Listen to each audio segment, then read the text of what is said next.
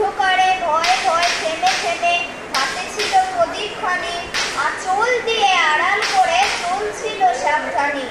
আমি ছিলাম ছাতে, তারায় ভরা চৈত্র মাসের রাতে। হঠাৎ মেয়ের কান্না শুনে উঠে দেখতে গেলাম ছুটে। সিঁড়ির মধ্যে যেতে যেতে প্রদীপটা তার নিভে গেছে বাতাসেতে। শুধাই তারে, কি হয়েছে বামি? সে কেঁদে কয় নিচের থেকে, হারিয়ে গেছি আমি। তারায় ভরা চৈত্র মাসের রাতে ফিরে গিয়ে ছাতে মনে হলো আকাশ পানে যে আমার বামির মতোই যেন অমনি কে একলে। নীলাম্বরের আঁচলখানি ঘিরে দীপ্সি কাটিয়ে বাঁচিয়ে একা চলছে ধীরে ধীরে। নিত্য যদি আলো যদি হঠাৎ যেন থামে, আকাশ ভরে উঠতে